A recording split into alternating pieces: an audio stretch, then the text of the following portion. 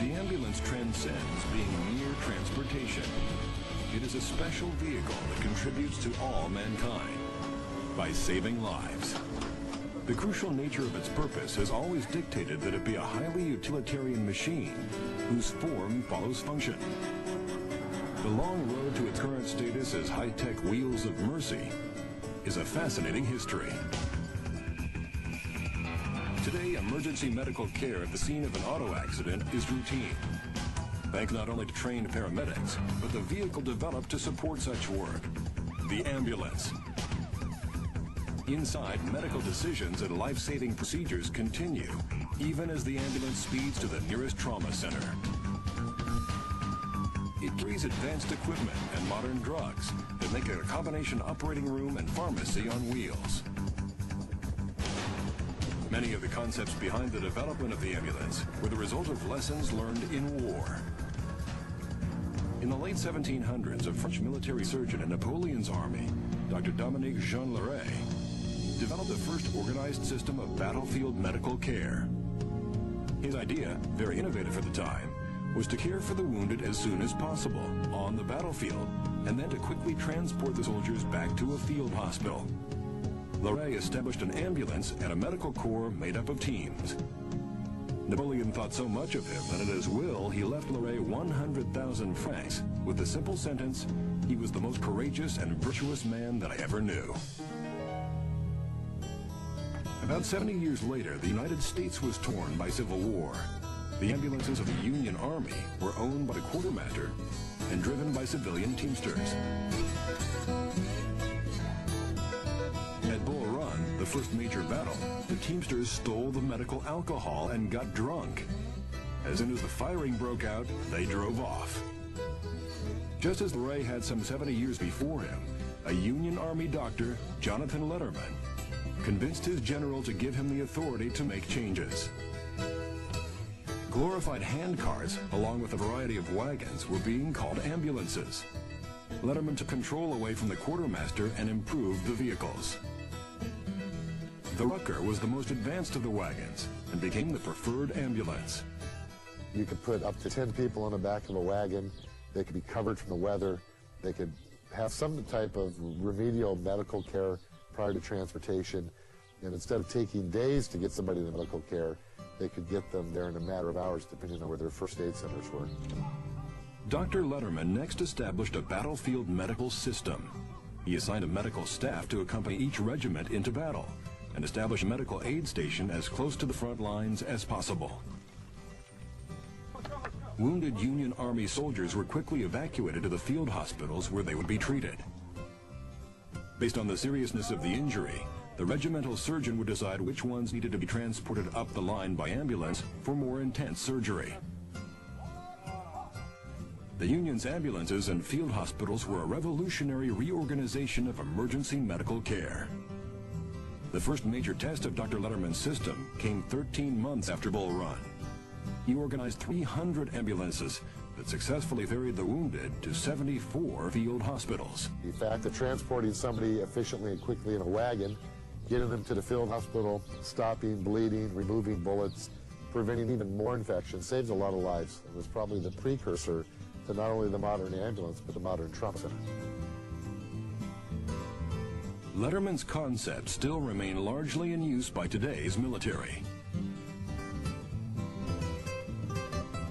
The ambulance that saved thousands of lives in battle was on the verge of doing the same in civilian life.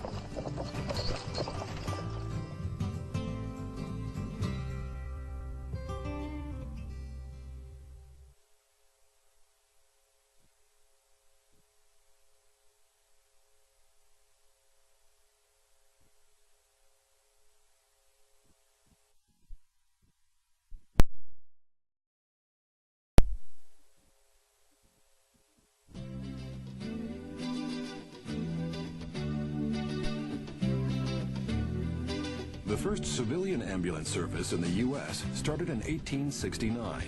Ambulances and the idea of first aid were catching on very slowly. During the Spanish-American War in 1898, the U.S. military resisted modernizing its emergency care and continued to rely on horse-drawn wagons. But motorized ambulances were the wave of the future. And these wheels of mercy were to play an extremely important role in what would be called the war to end all wars. In 1914, even before the United States entered the war, young car-loving men in search of adventure volunteered for ambulance duty in Europe. Many brought their own vehicles, and the most popular was the Tin Lizzie. The most widely made and bought vehicle back during World War I was Henry Ford's Model T. They were very cheap to operate, very simplistic. Basically, if you didn't have gasoline, they'd run on kerosene. They were very adaptable to putting your type of chassis on it. If you wanted to put your own ambulance chassis, it was a matter of unbolting off the Model T body and then bolting a box on the back, literally. They were easy to drive. Basically, Henry Ford's innovation of mass-producing vehicles also spilled over to that arena of ambulances and other vehicles that were used in America. Probably, perhaps at that time, the most dependable vehicle ever made.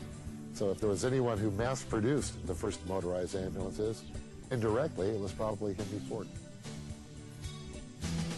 When the Doughboys returned home, automobiles became more common. And as seen in this early dramatization, the civilian use of ambulances started to increase. Ambulances were made more comfortable and faster, but were still thought of as no more than transportation. The advent of hearses, being the precursor to ambulances, was the fact that the hearse was the only vehicle built that a person could be laid flat in and transported. An ambulance was basically a hearse with lights and siren. There really wasn't any medical care being given, so there wasn't much consideration for space in the patient compartment. So inevitably, the hearse was the precursor to the ambulance. Most importantly at that time, the majority of ambulance service in our country, including the rural areas, were provided by funeral homes. Basically, the hearse saw dual service. Of course, there was a major conflict of interest many times because the ride to the hospital might have been a little slower than normal because the funeral home would get the funeral if the patient died. By 1940, Europe was at war again, and the U.S. wasn't far behind.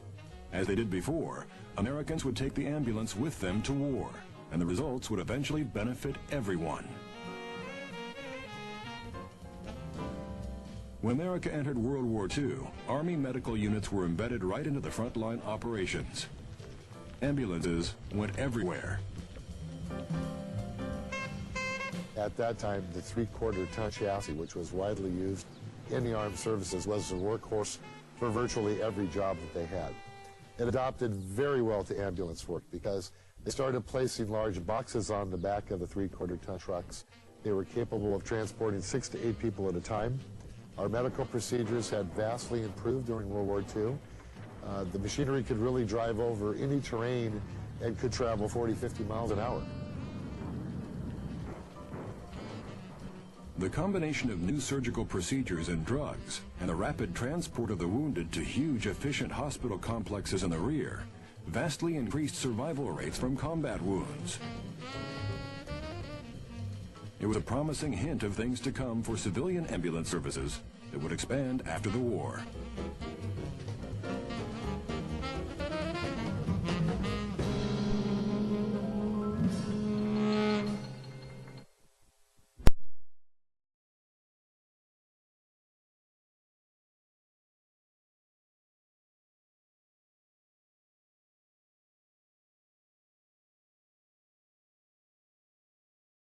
It's universally accepted in modern warfare that an ambulance bearing the Red Cross is treated as neutral, non-combatant.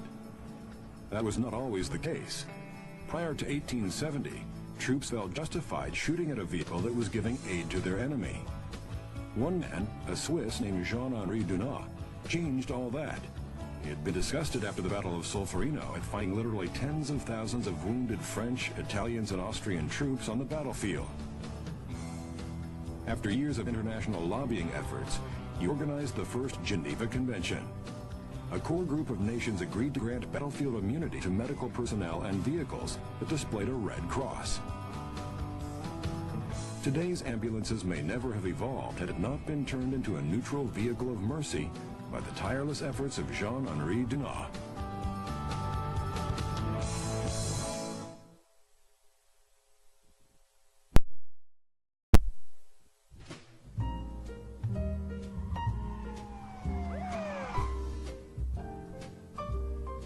1946 and up until the end part of 1960, ambulance service was basically you call, we haul, and that's all. Ambulance services were not touted in advertisements in those days of providing superior medical care. They were touted as being all Cadillac fleet. The luxury aspect, like limousine companies do today. Basically, the bandaging got a little better, splinting got a little better, but there really wasn't an advances like CPR or medical care. And still at that point in our country's EMS history, it was still pick up the person and get them to the hospital as fast as possible. Perhaps the most important ambulance in our collection regarding very major changes in emergency medical services is a 57 GMC ambulance built by the National Corporation. And for most people to look at it, what it basically is was a Suburban that was converted into an ambulance. The National Corporation custom-built this ambulance on the stock GMC Suburban 1-ton chassis. The 283 V8 engine and powertrain remained intact. Little was changed other than the electrical system. To accommodate the Federal beacon ray and other warning lights, the original Delco 32-amp generator was upgraded to a Lease Neville alternator. With GM's relatively new 12-volt system, this ambulance represents the first use of a high-voltage automotive electrical system in emergency vehicles. At a time when most ambulances were still being built on passenger car frames, using a truck provided a number of advantages. They were cheaper to purchase, they were more utilitarian, they carried more rescue equipment. In 1957, the fire department introduced this, what we really consider now an innovative vehicle, because they started using backboards and advanced procedures for that time to reduce the mortality rates of the sick and injured. The vehicle was equipped better than any other previous ambulance prior to that time, with oxygen tanks and gurneys. Personnel were actually being trained. Although most of it was an 8-hour first aid class, at least they received some medical training. That really, I would believe, at least in my lifetime, was the real introduction to advanced medical care. Although still in its infancy, we were starting to see a change from just pick them up and take them to the hospital to actually doing something for the patient prior to transportation. And so the new era of respectability for emergency medical services really is represented by that ambulance. Besides its historical value, this particular 1957 ambulance has a special place in Lou's heart. It began life as Rescue 60 for the Los Angeles Fire Department. At that time, a young boy named Lou Farah saw it in action. Deeply impressed by the vehicle and its life-saving mission, he grew up to become a fire department paramedic, a historian, and an ambulance collector. Through all those years, Lou never forgot about Rescue 60. Every paramedic has an inspiration as to why they became a paramedic. In my case, it was my first up-close look at an ambulance back in 1958 that inspired me to choose the career I have today. And this is the actual vehicle that was my inspiration. Approximately 1 year ago, we were extremely fortunate to actually find this ambulance here in the San Fernando Valley, buy it, restore it, and put it back in our collection. So here I have in front of me constantly a reminder of what made me become a paramedic.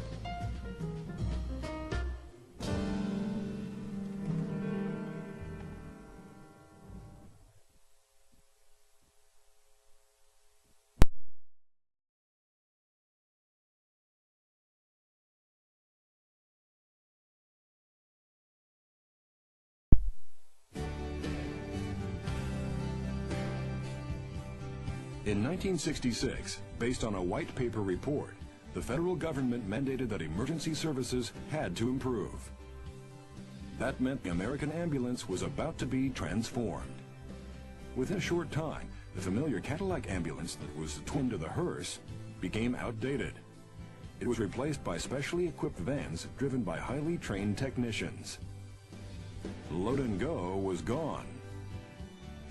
EMS was here. A major change was about to occur in our country based on this white sheet report and the subsequent action that was taken by the federal government. And what happened out of that report was not only were vehicle designs improved and medical care improved, but now different territories and cities and counties were free to develop their own medical programs. Perhaps the most sweeping medical change in the 20th century, not just for field ambulance work, but for emergency medicine as a whole, The development of the paramedic literally brought the hospital emergency room right to the patient. These new medical technicians needed a new, more specialized type of ambulance. Our best example of that transition time would be our 69 Chevrolet Suburban. This is a fire department ambulance that was specifically designed to carry that advanced medical care and to treat a patient en route to the hospital with paramedic procedures. Stoner Industries modified this 1969 Chevy Suburban to make it one of the first vehicles specifically designed for heavy-duty emergency service. Its Chevy 350 turbo engine, beefed up with a high-volume 4-barrel carburetor, developed 275 horsepower and could push the ambulance to a top speed of 120. Wheels were enlarged to 16.5 inches to carry the extra weight, and new front disc brakes could handle the Code 3 driving. The 3-speed automatic transmission had a cooler added, and a larger radiator supported both heat and air conditioning in the passenger compartment. But more than ever before, power was an issue. A larger alternator handled not only air conditioning and more warning lights, but side lights, as well as converters that for the first time made 110-volt power available at the scene of an accident. Cutting the roof and adding a fiberglass cap to the steel-bodied ambulance made room for all the life-saving equipment mandated by the government, as well as space for paramedics to work on patients. The most innovative time in EMS. Since that time, of course, there's always been constant improvements, but this was a real deal in 1969. Now we were really doing something for the patient rather than just going 90 miles an hour and hope they made it to the hospital. Ambulances could now travel at speeds safer for the occupants and the community at large because patients were already receiving care while en route. The concept mandated in 1966 has been refined and expanded many times since then to create the current generation of ambulances. This 2002 AEV Ford is a prime example. It's built on the Ford F-350 truck chassis and driven by the durable 7.3-liter Power-Stroke turbo diesel engine. And these diesels regularly go 250 to 300,000 miles before retiring.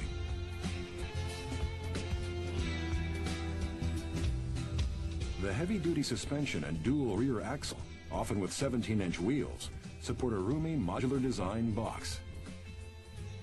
This practical design has ample standing and working room for a medical team of 4 people to actively care for a patient, a far cry from the limited space of the 1969 ambulance.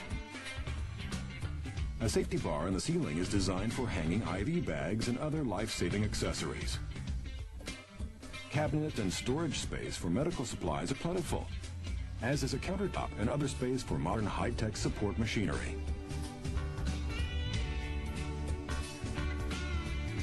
Equally as important, this ambulance has a state-of-the-art electrical system.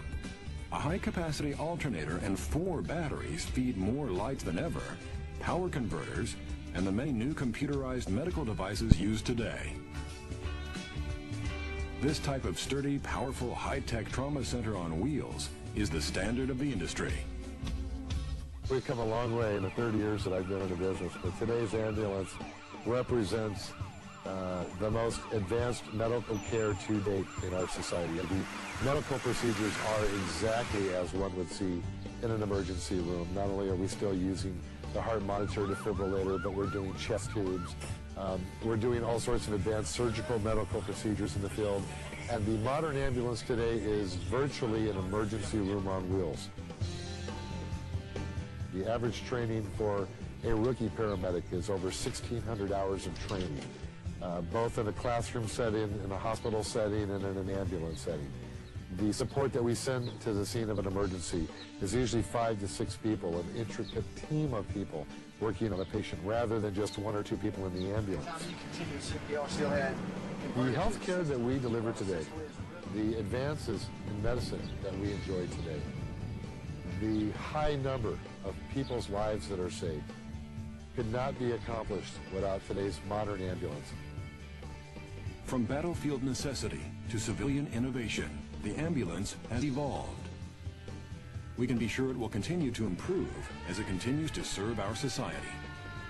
The long search for ways to provide medical care better and faster has truly made the modern ambulance wheels of mercy.